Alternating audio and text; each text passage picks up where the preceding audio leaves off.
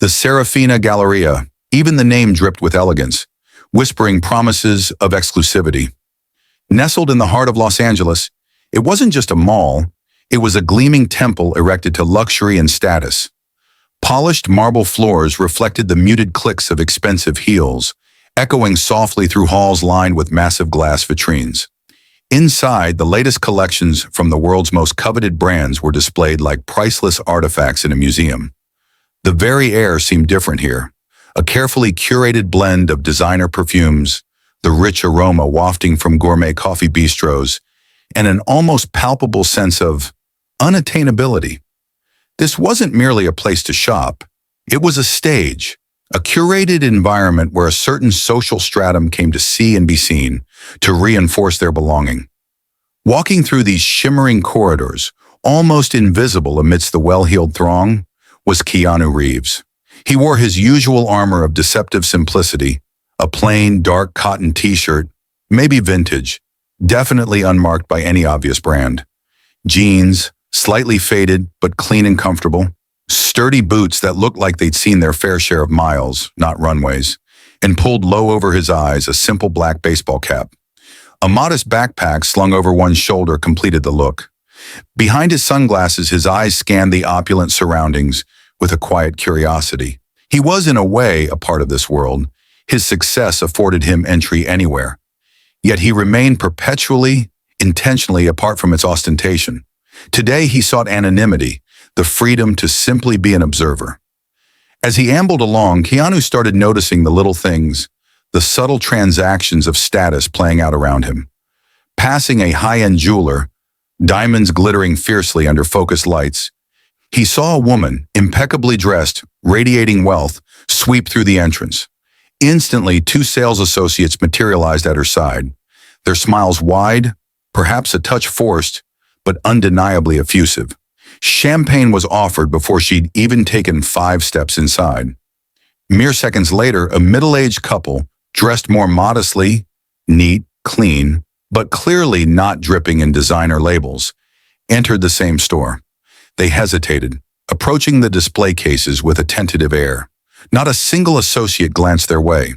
The couple exchanged an uncomfortable look, lingered for another minute under the invisible weight of being ignored, and then quietly slipped back out. Inside, the champagne-sipping woman was now sharing a laugh with the attentive staff. A slight knot tightened in Keanu's stomach. He kept walking. Outside a chic cafe, the waiter's behavior caught his eye. The man practically bowed, serving a group of teenagers decked out in brand-new, expensive streetwear. His attention laser-focused, his manner overly solicitous. Yet at the very next table sat a young man, looking perhaps like a student, dressed simply. When the student tried to politely flag the waiter down with a question, the waiter seemed to develop selective hearing, busying himself unnecessarily at the other table. These were small moments, fleeting interactions, but woven together, they painted a picture that disturbed Keanu. This place, his place in part, he was one of the investors, someone who believed in the vision for this Galleria, seemed to operate on an unspoken code, serving only a certain type of clientele with respect. These observations didn't just sit wrong, they felt like a betrayal of the inclusive ideal he thought the project represented. Wanting to observe more, maybe test the waters himself, Keanu paused, pretending to study a display in the window of a luxury menswear boutique. He felt, rather than heard, the deliberate footsteps approaching. He knew, even before turning, who it would be. One of the mall's security guards. Marcus, his name tag read. Tall, built, uniform crisp and imposing. But his posture, the way he held himself, the look in his eyes, it communicated less protect and serve and more judge and deter. Marcus had clocked Keanu minutes ago. The plain clothes, the cap, the way he didn't seem to belong amidst the glitter. "Hey, you! What are you doing just standing around?" Marcus's voice was sharp, laced with suspicion. Keanu turned slowly, deliberately keeping his sunglasses on. "Just looking," he said calmly. Marcus crossed his arms, taking a half step closer, invading Keanu's personal space. "This ain't the kind of place for just looking. You're not going into the stores. You can't just be loitering out here, got it? Move along." Keanu raised a subtle eyebrow beneath the brim of his cap. Is it against the rules to walk through the mall? Like taking a walk in the park? Marcus smirked, a humorless expression. For your kind? Pretty much. Be smart. Move on before there's trouble. Your kind. The phrase stung, raw and ugly, but Keanu kept his expression neutral. For a fleeting second, the impulse flared. Flash the ID, make the call, put this arrogant guard squarely in his place. He could have the mall management down here in minutes. But he didn't. He held on to the feeling instead. That prickle of being excluded. The implicit message of, you don't belong here. It was a feeling he rarely encountered anymore. But he knew, viscerally, that countless people face judgments like this every single day. That it was happening here, in a place he'd invested in, a place meant to be aspirational, not exclusionary, bothered him deeply. All right, understood, Keanu said quietly. He turned and walked slowly towards the exit, feeling Marcus's smug gaze boring into his back. That night sleep didn't come easily. Marcus's words, his dismissive tone, echoed alongside the images of the ignored couple. The slighted student. This wasn't just one rogue employee. It felt symptomatic of something deeper, a culture problem, and he knew he had to do something to fix it. The next morning, as golden sunlight streamed through the Galleria's pristine glass facade, Keanu Reeves stepped back into the corridors. He wore the same unassuming clothes, black t-shirt, sunglasses, black baseball cap. But this time, he wasn't entirely alone. Positioned discreetly at various points, blending into the background, were members of his own plainclothes security detail. They too were observing, noting every detail. Keanu walked slowly, deliberately. He passed the jewelry store from yesterday, glided past the cafe. His gaze felt sharper now, taking everything in. It didn't take long before Marcus, the guard from the previous day, came into view again.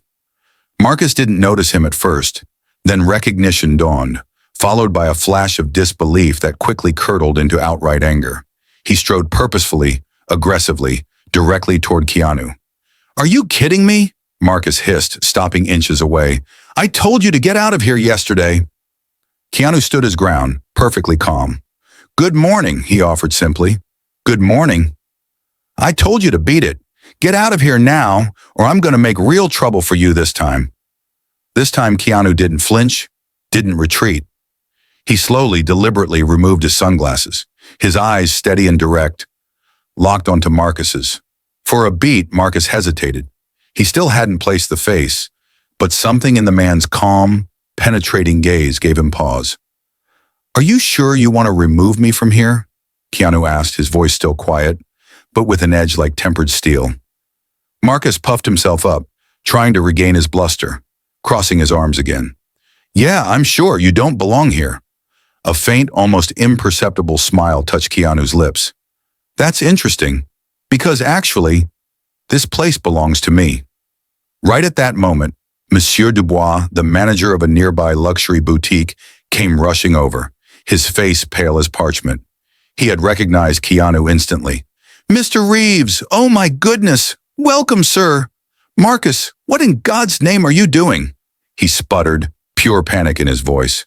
Marcus stared, dumbfounded, looking from his frantic manager back to Keanu, his brain struggling to process the impossible.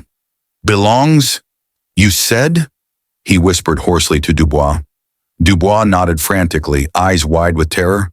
Yes, he's one of the primary investors, an owner. What have you done? The blood drained from Marcus's face. He felt like he couldn't breathe. Keanu Reeves, owner of the mall, and he'd told him to beat it. Keanu said nothing, simply watched the interplay of shock and dawning horror on Marcus's face and the sheer panic radiating from Dubois. A small crowd had gathered again, whispering, phones inevitably emerging to capture the unfolding drama. Finally, Keanu turned his attention back to the stunned guard. Let me ask you again, he said, his voice still quiet, but now glacially cold. Who doesn't belong here? Marcus began to stammer. Sir, I didn't know. I'm so sorry. Please ... Keanu Keanu held up a hand, cutting him off. It's not me you need to apologize to. You need to apologize to every single person you've judged, ignored, or disrespected based solely on how they look. Dubois tried to interject, wringing his hands. Mr. Reeves, we are prepared to offer any compensation. Please, this situation. Keanu silenced him too with a look. Not now, Monsieur Dubois, but we will be speaking. He gestured subtly to one of his own security team members who had materialized nearby. Please escort Mr. Marcus to the security office. Have him wait there quietly. Marcus, unable to protest, was led away. Keanu, along with a visibly shaken Dubois and a couple of other hastily summoned mall executives, relocated to the management offices. His aide, David, was already there, tablet in hand. The reports you requested are ready, Mr. Reeves, David said, handing over the device. Keanu scanned the screen. Hundreds of online reviews, customer feedback forms, even comments from former employees. The pattern was damningly consistent. Staff treats you like garbage if you don't look rich. Kicked out for just browse. Security followed me like I was a criminal. Management ignores complaints. He turned the tablet so the executives could see the abysmal metrics. This is your reputation, he stated flatly. A 1.8-star rating online. Thousands of complaints. And this is what you call a high-standard shopping experience? The executives shifted uncomfortably, avoiding his gaze. This isn't just about a few bad apples, Keanu continued, his voice low but resonant. This is about the culture, and culture changes from the top. David stepped forward slightly. Internal reports indicate these kinds of complaints have been ongoing for years, sir. They appear to have been consistently downplayed or ignored by the director of operations, a Mr. Alcott. Keanu's brow furrowed. Mr. Alcott. The name clicked. Alcott was rumored to be the real power behind the day-to-day operations, known for his abrasive style. I want to see him. Now. Half an hour later, Mr. Alcott swaggered into the office, radiating smug self-assurance. Expensive suit, dismissive air, exactly as Keanu had pictured him.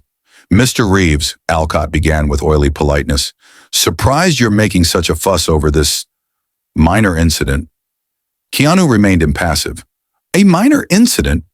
Treating people like second-class citizens based on their clothing is minor to you, Mr. Alcott? Alcott chuckled condescendingly. Mr. Reeves, you're a businessman.